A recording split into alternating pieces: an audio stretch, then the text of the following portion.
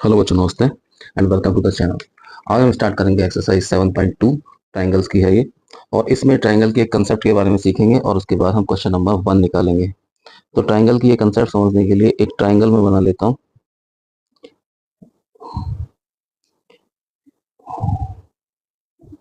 ये एक ट्रायंगल मान लीजिए, सपोज कर लीजिए ट्रायंगल है ए बी और सी। ठीक है, इसमें एंगल बी पे जो एंगल बना और सी पे जो एंगल बना, यदि if angle B is equal to angle C, यदि ये बी वाला जो एंगल है सी वाले एंगल के इक्वल है, तो इन दोनों के जो अपोजिट लाइन है, यानी ये वाली साइड ए सी और ये वाली साइड ए बी, ये आपस में बराबर होंगी। कब होंगी? जब ये आपस में इक्वल है। तो हम यहाँ लिख सकते हैं एंगल बी के सामने है लाइन ए सी, तो ए सी बराबर होगी ए बी के।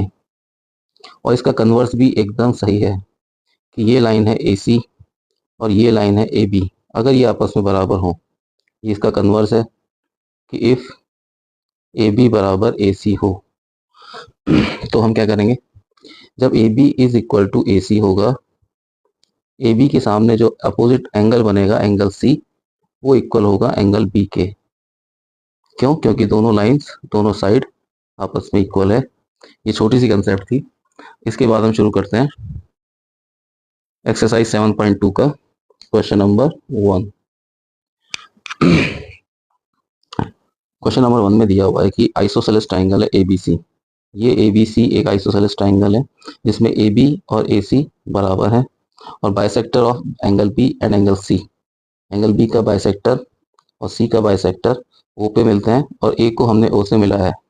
तो प्रूव ये करना है कि जो ओ बी है और ओ सी के ये इक्वल होगा। तो चलिए सॉल्यूशन शुरू करते हैं।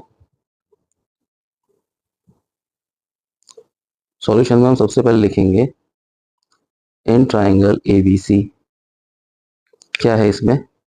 इसमें यह है कि A B is equal to A C, ये हमें गिवन है। जब ये दोनों आपस में इक्वल होंगी तो इनके जो अपोजिट में एंगल हैं, ए बी के अपोजिट में एंगल है एंगल सी और ए सी के अपोजिट में है एंगल बी, ये आपस में इक्वल होंगे। तो हम यहाँ लिख देंगे angle C will be equal to angle B. ठीक है, इसकी रीजनिंग हमें देनी पड़ेगी कि angles opposite to equal sides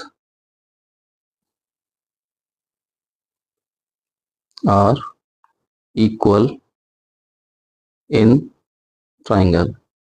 triangle में वो एंगल्स जो कि opposite side, angles opposite to equal sides, जो इक्वल साइड्स के अपोजिट में एंगल बन रहे हैं एंगल बी और सी, ये आपस में बराबर होंगे क्योंकि ये साइड आपस में इक्वल है। तो एंगल सी एंगल बी के बराबर आ गया। इसके बाद ये अगर बराबर आ गया तो हाफ इनका बराबर होगा, हाफ एंगल सी बराबर होगा हाफ एंगल बी के। इसमें कोई डाउट नहीं है, जब पूरा एंगल आपस में बराबर है तो हाफ एंगल सी और हाफ एंगल बी भी बराबर होगा। लेकिन हाफ एंगल सी है क्या? इस यहाँ पे देखूं मैं हाफ एंगल सी, तो ये हो जाएगा ओ सी बी। ओ सी बी को मैं कह सकता हूँ हाफ एंगल, जो कि यहाँ बन रहा है सिर्फ। तो हाफ एंगल सी को मैं लिख दूंगा एंगल ओ सी बी, और हाफ एंगल बी क्या आएगा? ये वाला एंगल, ये वाला एंगल आएगा ओ बी सी। ठीक है, तो मैं ऐसे लिख दूंगा एंगल ओ बी सी। तो अब मैं लिखूंगा छोटे वाले ट्राइंगल के लिए जो नीचे बना हुआ है ना, ये वाला triangle, in triangle O B C angle O C B is equal to angle O B C. ये यहाँ से आई है लाइन। तो जब ऐसा है तो इसके बेस पे मैं लिख सकता हूँ O B is equal to O C. ये मैंने क्यों लिखा, इसकी रीजनिंग समझ लीजिए आप। इसकी रीजनिंग सिंपल सी ये है कि जब दो एंगल्स आपस में इक्वल हैं, एक ट्राइंगल ओ बी सी में, जब ये ट्राइंगल ओ, ये एंगल ओ बी सी और इधर वाला एंगल ओ सी बी आपस में इक्वल होंगे, तो इनके अपोजिट साइड्स भी इनकी इक्वल होंगी। तो रीजनिंग में यही लिखना है हमें, lines lines opposite to equal angles are equal, वो लाइंस भी इक्वल हो जाएंगी जो कि अपोजिट हो, जो कि इक्वल एंगल्स के अपोजिट बन रही हैं। तो lines opposite to equal angles are equal in triangle. ये हमारी रीजनिंग हो गई और ये फर्स्ट वाला है जो कि हमने प्रूव कर दिया। सेकंड वाला प्रूव करने के लिए कि ए ओ बाइसेक्ट कर रहा है एंगल ए को, इस डायग्राम को मैं नीचे ड्रैग कर लेता हूँ।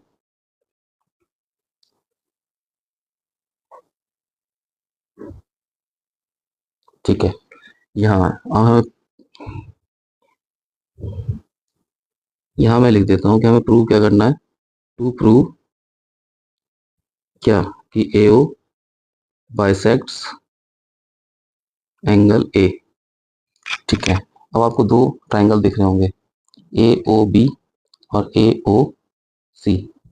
इन दोनों ट्राइंगल्स में हमें देखो क्या क्या जानकारी है। हमें ये पता है कि इन दोनों ट्राइंगल्स में ए ओ कॉमन है, इनको कॉन्ग्रुएंट प्रूव करना है तो ए ओ कॉमन आ जाएगी। ओ बी और ओ सी हमने इक्वल प्रूव कर दी, यहाँ पे ओ बी और ओ सी इक्वल हो गई, और ए बी और ए सी आपस में इक्वल है क्योंकि गिवन है ये। तो इन तीनों चीज का जिक्र हमें करना है, तो हमारे दोनों ट्राइंगल्स कॉन्ग्रुएंट प्रूव हो जाएंगे। सबसे पहले लिखेंगे इन ट्राइंगल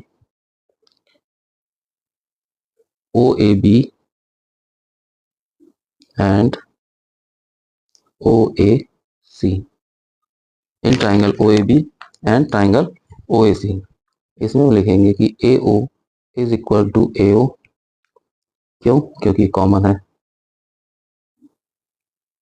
तो एक चीज आ गई। उसके बाद लिखेंगे O B is equal to O C.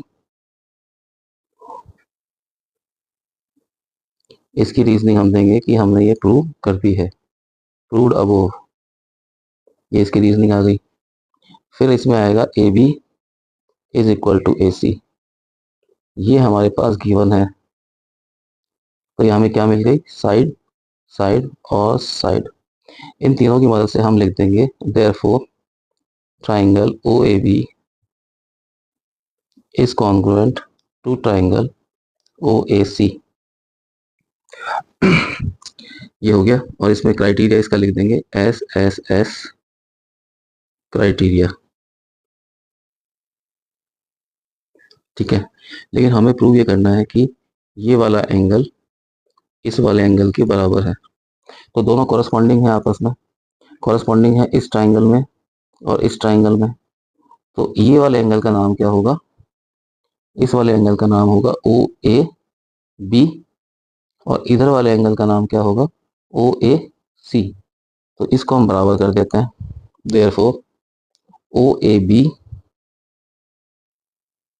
Is equal to O A C. ये कैसे हो गया? ये हुआ सी पी सी टी की मदद से, corresponding part of congruent triangles.